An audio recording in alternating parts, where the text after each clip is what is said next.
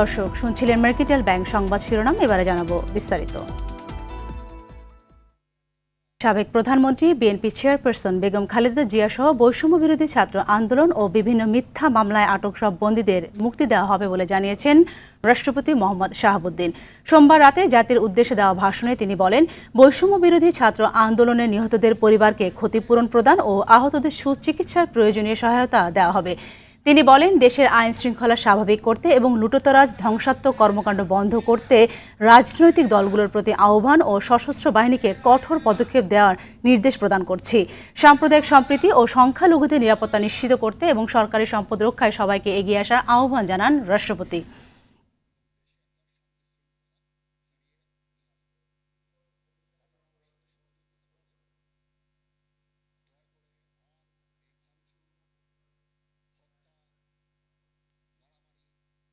সকল দল ও অংশীজনদের সাথে আলোচনা করে গঠিত অন্তর্বর্তীকালীন সরকার যত দ্রুত সম্ভব নির্বাচনের ব্যবস্থা করবে। বৈষম্য বিরোধী ছাত্র আন্দোলন ও বিভিন্ন মিথ্যা মামলায় আটক সহ সকল বন্দীদের মুক্তি দেওয়া হবে। বৈষম্য বিরোধী ছাত্র আন্দোলনের নিহতদের পরিবারদের ক্ষতিপূরণ প্রদান ও আহতদের সুচিকিৎসার প্রয়োজনীয় সকল সহায়তা দেওয়া হবে।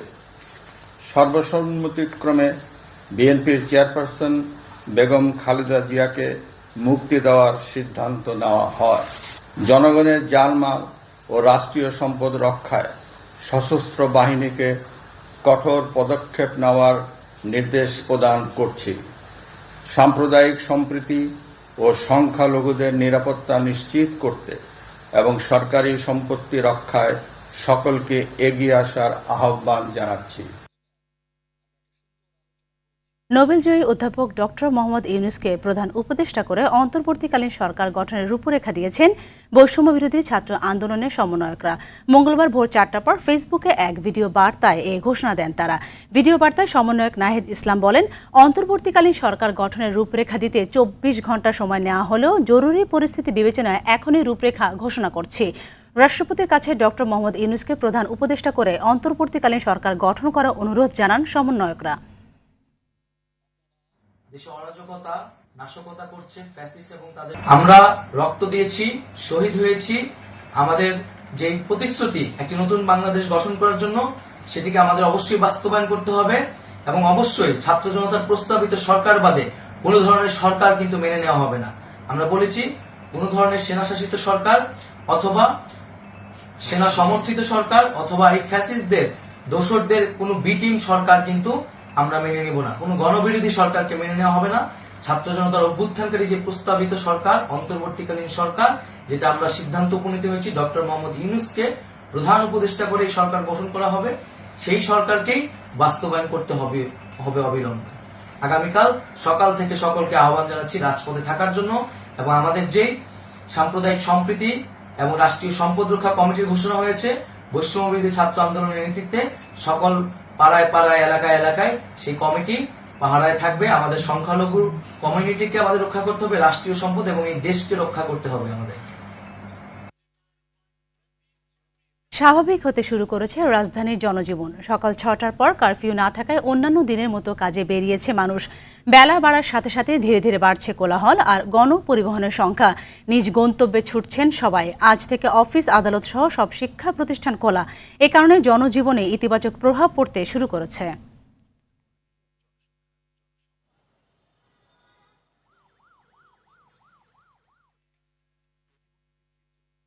রাজধানী পরিস্থিতি জানাতে কারওয়ান থেকে সরাসরি যুক্ত হচ্ছেন সহকর্মী এআর বাদল। বাদল, জানাবেন পরিস্থিতি কেমন দেখতে পাচ্ছেন? সাথী, আমরা পরিস্থিতি এখন পর্যন্ত স্বাভাবিক দেখতে পাচ্ছি। বেলা যত গড়াচ্ছে তত যানবাহনের সংখ্যা বাড়ছে এবং মানুষ ঘর থেকে বের হচ্ছে, এরকম পরিস্থিতি আমরা দেখতে পাচ্ছি। সকালে কিছুটা যানবাহন কম ছিল, কিন্তু বেলা বাড়ার সাথে সাথে এখন যানবাহন অনেকটা বেড়েছে এবং মানুষের জনসমাগমও বেড়েছে। যে যার গন্তব্যে যাচ্ছেন। বিশেষ করে খেটে খাওয়া মানুষ যারা, শ্রমজীবী মানুষ যারা, তারা বেশি বেরিয়েছেন। আর রাস্তায় গণপরিবহন কিছুটা কম দেখা যাচ্ছে, এটি হয়তো ধীরে ধীরে স্বাভাবিক হবে। কিন্তু যারা উবার চালান বা auto rickshaw, CNG auto rickshaw, সেগুলো মোটামুটি বেশ স্বাভাবিক দেখতে পাচ্ছি। এবং এখন পর্যন্ত যানবাহনের বেশ চাপ রয়েছে। অনেকের সাথে কথা বলছেন যে তারা যে পরিস্থিতির মধ্যে দিয়ে গেল 2 সপ্তাহ ধরে গিয়েছেন, সেই পরিস্থিতি কাটিয়ে ওঠায় তারা, যারা এই নেতৃত্ব দিয়েছেন তাদের সবাইকে ধন্যবাদ জানিয়েছেন। এবং দেশের পরিস্থিতি শুধু রাজধানী নয়, পুরোটা স্বাভাবিক হবে এমনটি তারা আসলে আশা করছেন। এবং তাদের মধ্যে একটা স্বস্তি দেখা যাচ্ছে। অনেকেই ভিক্টোরি চিহ্ন দেখাচ্ছেন আমাদেরকে, অনেকে বলছেন যে এই পরিস্থিতিটা যে স্বাভাবিক হবে, তারপরে যেন আবার অনাকাঙ্ক্ষিত কোনো ঘটনা না ঘটে। অন্তর্বর্তীকালীন সরকার আসুক, এরপরে নির্বাচন হোক, যে দলই ক্ষমতায় আসুক, যাতে দেশের পরিস্থিতি স্বাভাবিক থাকে এবং অর্থনৈতিক চাকা সচল থাকে, সাধারণ মানুষ যাতে স্বাভাবিক জীবনযাপন করতে পারে, এ ধরনের নিশ্চয়তা তারা চেয়েছেন। পাড়া মহল্লায় দোকানপাট এখন খুলতে শুরু করেছে। এবং আমি আসার সময় দেখেছি যে শিক্ষা প্রতিষ্ঠান খোলা থাকলেও আজকে শিক্ষা প্রতিষ্ঠানের কোনো শিক্ষার্থীদের বা কাউকে সেভাবে দেখা যায়নি। এবং আমরা যে মোড়টিতে রয়েছি, এটি কারওয়ান সার্কওয়ারা মোড়। এখানে আমরা কোনো আইনশৃঙ্খলা রক্ষাকারী বাহিনীর সদস্য বা ট্রাফিক পুলিশকে এখন পর্যন্ত দেখতে পাইনি। তো সাথী, এই ছিল আমার কাছে কারওয়ান বাজার থেকে রাজধানীর পরিস্থিতির সর্বশেষ খবর। ধন্যবাদ। দর্শক, জেনে নিচ্ছিলাম রাজধানীর পরিস্থিতি। এখন বাজার পরিস্থিতি জানাতে রাজধানীর কারওয়ান বাজার থেকে যুক্ত হচ্ছেন সহকর্মী সেলিম মালিক। সেলিম, জানাবেন বাজারের কি অবস্থা, চলমান পরিস্থিতিতে সরবরাহ কেমন দেখতে পাচ্ছেন? সাথে একটি বিষয় জানিয়ে রাখি যে আওয়ামী লীগের দুঃশাসনে কিন্তু বাজার সিন্ডিকেটের হাতে চলে গিয়েছিল এবং এই শাসনে অবসানের পরে কিন্তু বাজারে তাৎক্ষণিক বেশ কিছু প্রতিক্রিয়া হয়েছে। বিশেষ করে সবজির বাজারে এই অর্থাৎ যেসব পণ্য রাতারাতি আনা যায়, রাতারাতি ফসলের মাঠ থেকে বাজারে আনা যায়, সেসব পণ্যের দাম কিন্তু বেশ খানিকটা কমেছে। বিশেষ করে যদি আমি বলি গোল বেগুনের কথা, গোল বেগুন কিন্তু গতকালে বিক্রি হচ্ছে 100 টাকা কেজি দরে, আজকে সেই গোল বেগুন আজকের বাজারে বিক্রি হচ্ছে 40 টাকা কেজি দরে। এভাবে প্রত্যেকটি সবজি দামই কমেছে। আমি একটু জানার চেষ্টা করবো ব্যবসায়ীর কাছ থেকে। আপনি বলবেন যে কোন পণ্যের দাম কি পরিমাণ কমলো? জি ভাই, আলহামদুলিল্লাহ, এখন বর্তমানে মানুষের আনন্দ উল্লাসে মিলিয়ে আপনার বাজারে কাঁচামাল পর্যাপ্ত পরিমাণ আমদামি, এই ফ্যাক্টরিতে যায় আপনার জিনিসের দাম তুলনামূলক অনেক কম। কারণ 1 কেজি সবজিতে বর্তমানে 30 থেকে 25 থেকে 30 টাকা কেজিতে কম। যেমন বেগুন গেছে কালকে ছিল আপনার 100 টাকা, 110 টাকা, বর্তমানে হলো আপনার 70 থেকে 80 টাকা। এই মিলে আপনার করলা ছিল 100 টাকা, বর্তমানে হলো আপনার 60 থেকে 70 টাকা। যেমন ভেন্ডি ছিল আপনার 60 টাকা, বর্তমানে হলো 40 থেকে 50 টাকা। এই মিলে প্রতিটা আইটেমে আপনার তুলনামূলক কম। জি ভাইয়া। সবজির বাজারে প্রতিক্রিয়া দেখলেন। তবে যেসব পণ্য বাজারে ডিলারের মাধ্যমে আনতে বেশ কিছুটা প্রসেসের মধ্যে আনতে হয়, সেগুলো কিন্তু দাম এখনো বেশ খানিকটা বাড়তি বলা যেতে পারে। বিশেষ করে যদি চালের কথা বলি, বিয়ারা 2800 কিন্তু এই সপ্তাহে বিক্রি হচ্ছে 60 টাকার ওপরে। এবং আপনার মিনিকেটের কথা যদি বলি, মিনিকেটের দাম কিন্তু বেশ খানিকটা বেড়েছে। এই সপ্তাহে কিন্তু আজকে মিনিকেট বিক্রি হচ্ছে আপনার 70 টাকা কেজি দরে। এছাড়া গরিবের যে চাল, স্বর্ণা চাল, সেই চালের দাম কিন্তু 4 থেকে 5 টাকা বেড়েছে। স্বর্ণা চাল কিন্তু 50 টাকা বিক্রি হচ্ছে, যেটি গত কয়েকদিন আগেও কিন্তু 42 টাকা কেজি দরে বিক্রি হতো। ডালের দামও বেড়েছে বেশ খানিকটা। দেশির ডাল কিন্তু 130 টাকা ছিল, সেটি আজকে বিক্রি হচ্ছে 140 টাকা কেজি দরে। ব্রয়লার মুরগির দামও 10 টাকার মতো বেড়েছে। 170 থেকে 70 টাকার ব্রয়লার মুরগি কিন্তু 180 টাকা বিক্রি হচ্ছে। সোনালিকা মুরগির দামও একই হারে বেড়েছে, 300 টাকা কেজি দরে বিক্রি হচ্ছে। তো এই ছিল আমার কাছে বাজার দরে হালচাল। তবে আমি একটি তথ্য যোগ করে রাখি, সেটি হলো যে নতুন সরকার যারাই আসুক, সাধারণ মানুষের প্রত্যাশা যে সেই সরকার এই সিন্ডিকেট ভাঙার ব্যাপারে সবচেয়ে বড় পদক্ষেপ নেবে, সাধারণ মানুষ যেন স্বস্তিতে থাকতে পারে, সেই ধরনের পদক্ষেপ কিন্তু প্রত্যাশা করছেন এই ভোক্তারা। তো এই ছিল আমার কাছে বাজার দরে খবর। আপনাকে অসংখ্য ধন্যবাদ। কোটা সংস্কার আন্দোলনের সংঘাত কেড়ে নিয়েছে অনেক নিরপরাধ মানুষের প্রাণ। তাদেরই একজন পূর্ব বাড্ডার একাদশ শ্রেণীর শিক্ষার্থী মারুফ হাসান। স্বপ্ন ছিল ক্রিকেটার সাকিব আল হাসানের মতো হওয়ার, কিন্তু বুলেটের আঘাত সেই স্বপ্নকে থামিয়ে দিয়েছে। অভাবের সংসারে বাবার কাজের বকেয়া টাকা আনতে গিয়ে বাড্ডায় গুলিবিদ্ধ হয়ে মারা যায় মারুফ। কোটা সংস্কার আন্দোলনে নিহতদের নিয়ে আলাউদ্দিন আলীর ক্যামেরায় বিল্লাল হোসেনের ধারাবাহিক প্রতিবেদনের 4র্থ পর্বে থাকছে এই শিক্ষার্থীর দুঃখগাথা। কেন গুলি করলো আল্লাহ, আল্লাহ রে। ছেলের স্মৃতিকে আঁকড়ে ধরে বারবার মূর্ছা যাচ্ছেন বাবা ইদ্রিস আলী। টেবিলে থরে থরে সাজানো বই, ভালো ক্রিকেটার হওয়ার স্বপ্নে ঘর জোড়ে খেলার সামগ্রী, ছেলের শেষ ইচ্ছায় মাসখানেক আগে কিনে দিয়েছিলেন মোটরসাইকেল। সবই এখন স্মৃতি, যে স্মৃতি কাতর করে দিচ্ছে ইদ্রিস আলীকে। আমার বাবার গাড়ি আর বইরে রয়েছে, এই গাড়ি কে চালাইবে? বাবার ক্যাটারিং ব্যবসার বকেয়া টাকা তুলতে ২০ জুলাই মহাখালীর উদ্দেশ্যে রওনা হন বরিশাল একতা কলেজের শিক্ষার্থী মারুফ হোসেন। বাড্ডা এলাকায় কোটা সংস্কার আন্দোলনের সংঘাতের সময় পথের মধ্যেই গুলিবিদ্ধ হন তিনি। রোডে ৪ নম্বর রোডের মাথায় আমি দাঁড়াই আছি। বাবা তুই বাসায় শিগগির আয় বাবা। কি না মা আমি আইতে আছি, তুমি একটু দাঁড়াও আমি আইতে আছি। আমার এই ভাই এবার ফোন দিয়েছে, ভাই ফোন দিয়ে কি আভা তোর ছেলে না গুলি খেয়েছে। বাবা এই কবরস্থানে থিয়া হয়ে পড়ছি, ও আল্লাহ রে।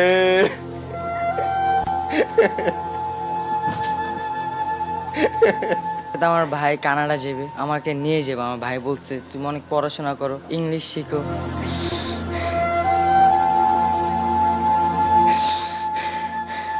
একা জীবনে ঘুমায় না আমার, এই খাটতে আমি আর বড় হয়ে ঘুমাইতাম। ঢাকায় পড়ালেখা করলে সঙ্গদোষে বিপদে চলে যাওয়ার ভয় থেকে ছেলেকে বরিশালে ভর্তি করেছিলেন বাবা। সেখানে গিয়ে কেবল পরীক্ষায় অংশ নিতেন মারুফ। খারাপ সঙ্গ থেকে রক্ষা পেলেও বুলেটকে সঙ্গী করে না ফেরার দেশে পাড়ি জমান এই শিক্ষার্থী। এই এলাকায় ওর মতো একটা পোলা এই এলাকার মধ্যে আমি দেখিনি। ওর শুধু খেয়ালই ছিল পড়াশোনা আর ওর বাপের হেল্প করার। আওয়ামী লীগ, বিএনপি, জামাত এদের কোনো সাথে আমরা জড়িত না, আমরা সাধারণ মানুষ। এসএসসি ভালো রেজাল্ট করছে আমার ছেলে, আমার কাছে বাবা আমি বড় হয়ে তুমি পরিশ্রম করো, আর পরিশ্রম করা লাগবে না। প্রধানমন্ত্রীর কাছে ছেলে হত্যার বিচার দাবি করে ইদ্রিস আলী বলেন, বিনা অপরাধে কোনো মায়ের বুক যেন খালি না হয়। আমি শেখ হাসিনা স্যার একটু দাবি আবদার করছি, সূক্ষ্মভাবে তদন্ত করে আমার বাবা কে গুলিটা করলো। বিল্লাল হোসেন, RTV, ঢাকা। বিজয় উল্লাসে মেতেছে রাজধানী সহ সারা দেশ। নতুন সরকার গঠনের আগে রাজপথে নেমে আসে ছাত্র জনতা। শাহবাগমুখী জনস্রোতে ভরে যায় রাজপথ। জহিরুল ইসলামের ক্যামেরায় রাজধানীর বিজয় উল্লাসের চিত্র তুলে ধরছেন সহকর্মী সুমন তানভীর। ইতিহাস এ জনস্রোতকে কি নামে আখ্যা দেবে তা এখনো নির্ধারিত নয়। তবে সরকার পতনের আনন্দে যারা রাজপথে নেমেছেন তারা দেখছেন এটিকে অভ্যুত্থান হিসাবেই। 15 বছর পর 90-এর গণঅভ্যুত্থান আমরা করেছি। আমার পরিবারের মতো হাজার হাজার পরিবার শান্তিতে নিঃশ্বাস নেবে। হাসিনা তুই কালা কই? অবশ্যই খুশি। আমরা ঢাকা ভার্সিটি স্টুডেন্ট, ভয় পাই না। দুপুর 1টায়ও রাজধানীর মোড়ে মোড়ে আইনশৃঙ্খলা বাহিনীর পূর্ণ নিয়ন্ত্রণ থাকলেও 1:30টার পর থেকে বদলাতে থাকে দৃশ্যপট, বাড়তে থাকে মানুষের উপস্থিতি। এক পর্যায়ে তুলে নেওয়া হয় সব ব্যারিকেড। আজকে আমাদের বিজয় হয়েছে, এই বিজয় বাংলাদেশের বিজয়। বাচ্চাকে তো নিয়ে যাচ্ছে বিজয় মিছিলে, আমরা সবাই খুশিতেই বের হয়ে আসছি। কিছু স্থানে সেনাবাহিনীর সদস্যদের ফুল দিতেও দেখা গেছে আন্দোলনকারীদের। বিকাল 3টার মধ্যে রাজধানীতে তিল ধারণের জায়গা ছিল না। আওয়ামী লীগের বিভিন্ন পোস্টার ব্যানার ছিঁড়তে দেখা যায় আন্দোলনকারীদের। বিজয় সরণিতে বঙ্গবন্ধুর মুরালও ভেঙে ফেলে উচ্ছ্বসিত জনতা। আমার ভাই যত ভাইগুলো রক্ত দিয়েছে তাদের সবার বিচার চাই। এই স্বৈরাচারী সরকারের পতন করে আমরা রাজপথ থেকে বাসায় যাব, তার আগে আমাদের রাজপথে আন্দোলন চলবে।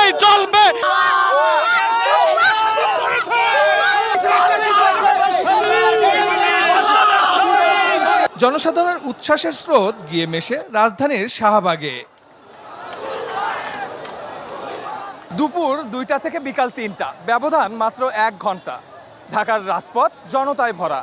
কারো কাছে এটা গণ অভ্যুত্থানের আমেজ, কারো বা ঈদের আনন্দ। রাজধানীর গণভবনের সামনে থেকে সুমন তানভীর, RTV। চলমান সার্বিক পরিস্থিতিতে দেশের সর্বস্তরে জনগণকে শান্ত থাকার আহ্বান জানিয়েছেন সাবেক প্রধানমন্ত্রী ও BNP chairperson Begum Khaleda Zia. BNP চেয়ারপারসনের প্রেস উইংয়ের কর্মকর্তা শামসুদ্দিন দিদার এক প্রেস বিজ্ঞপ্তিতে একথা জানান। বর্তমানে রাজধানীর এভার কেয়ার হাসপাতালে চিকিৎসাধীন আছেন খালেদা জিয়া। গত ৮ জুলাই থেকে এই হাসপাতালে চিকিৎসাধীন আছেন তিনি। প্রধানমন্ত্রী শেখ হাসিনার দেশ থেকে পালিয়ে যাওয়ার পর বিকেলে দলের নেতা ও নাগরিক সমাজের প্রতিনিধিদের সঙ্গে বৈঠক করেন সেনাপ্রধান। এদিকে অনতিবিলম্বে বেগম খালেদা জিয়া সহ সাম্প্রতিক সময়ে সকল বন্দীদের মুক্তির বিষয়ে সিদ্ধান্তের কথা জানায় বঙ্গভবন।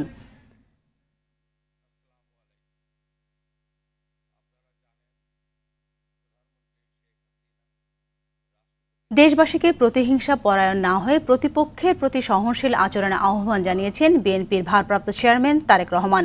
গণ অভ্যুত্থানের জন্য ছাত্র জনতাকে অভিনন্দন জানিয়ে অবাধ নির্বাচনের মাধ্যমে দ্রুততম সময়ে জনপ্রতিনিধিদের কাছে ক্ষমতা হস্তান্তর করতে হবে বলে উল্লেখ করেন তারেক রহমান।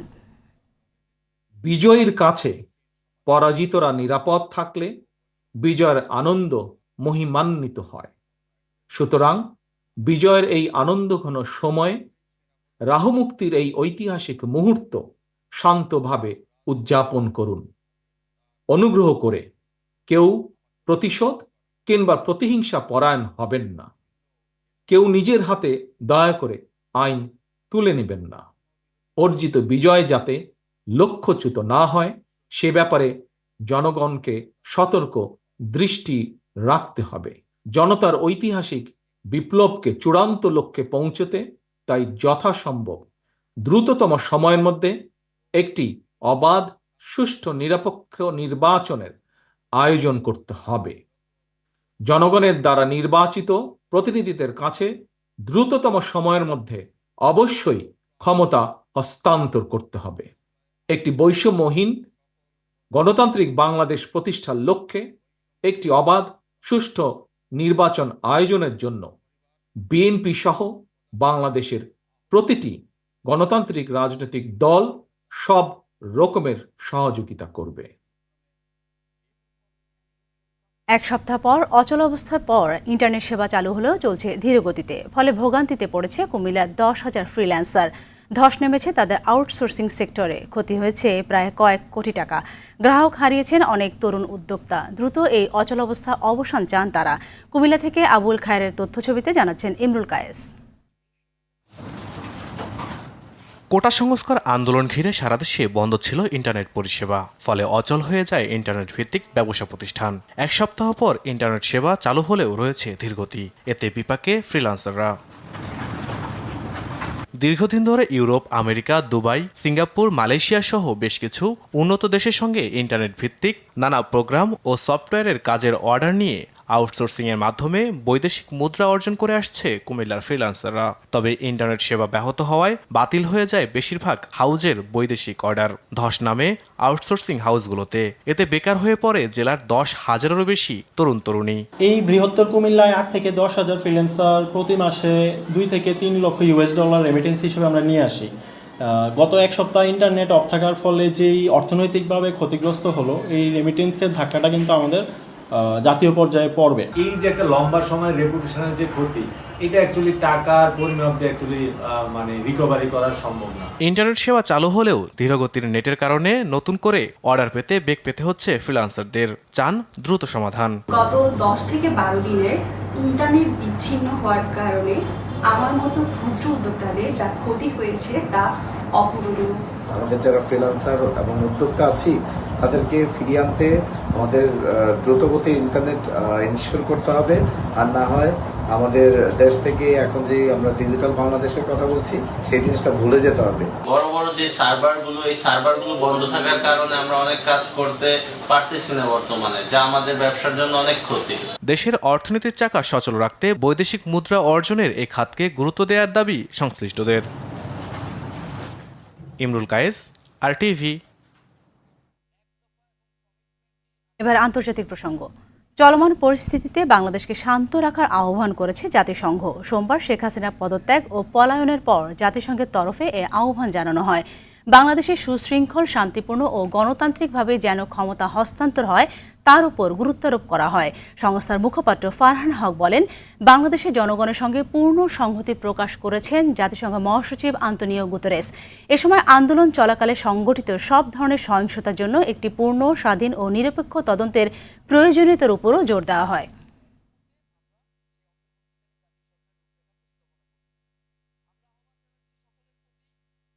বাংলাদেশে বর্তমান পরিস্থিতি পর্যালোচনা করতে কেন্দ্রীয় মন্ত্রিসভা নিরাপত্তা বিষয়ক কমিটির জরুরি বৈঠক করেছেন ভারতের প্রধানমন্ত্রী নরেন্দ্র মোদী। সোমবার রাতে প্রধানমন্ত্রী সরকারি বাসভবনে আয়োজিত বৈঠকে উপস্থিত ছিলেন কেন্দ্রীয় স্বরাষ্ট্রমন্ত্রী, প্রতিরক্ষামন্ত্রী, পররাষ্ট্রমন্ত্রী, অর্থমন্ত্রী সহ সংশ্লিষ্ট আরও গুরুত্বপূর্ণ ব্যক্তিবর্গরা। বৈঠকে বাংলাদেশ পরিস্থিতি বিষয়ে মোদীকে অবহিত করা হয়। দেশটির জাতীয় নিরাপত্তা উপদেষ্টা অজিত ডোভালের সঙ্গেও গুরুত্বপূর্ণ নিরাপত্তা পর্যালোচনা বৈঠক করেন প্রধানমন্ত্রী নরেন্দ্র মোদী। বাংলাদেশের পরিস্থিতি নিয়ে মুখ খুলেছেন পশ্চিমবঙ্গের মুখ্যমন্ত্রী মমতা বন্দ্যোপাধ্যায়ও। মুখ্যমন্ত্রী মমতা বলেন, বাংলাদেশ নিয়ে কেন্দ্র যা বলবে রাজ্য তাই করবে।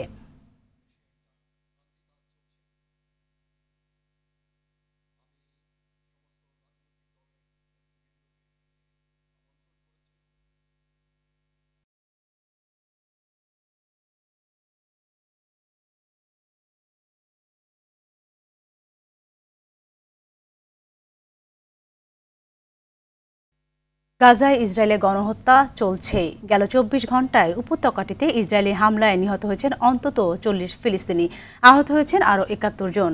গাজার স্বাস্থ্য মন্ত্রণালয় বলছে, ইসরায়েলি বাহিনীর হাতে নিহত হওয়া প্রায় ৯০ জন ফিলিস্তিনির মৃতদেহ গাজায় ফিরিয়ে এনে গণকবরে দাফন করা হয়েছে। লাশ পচে যাওয়ার কারণে মৃতদেহগুলোর পরিচয় শনাক্ত করা যায়নি। এদিকে মধ্যপ্রাচ্য যাতে গাজা যুদ্ধ না ছড়িয়ে পড়ে তার জন্য সম্ভাব্য সহিংস পরিস্থিতি রোধে আহ্বান জানিয়েছেন জাতিসংঘের মানবাধিকার বিষয়ক হাই কমিশনার ভলকার তুর্ক।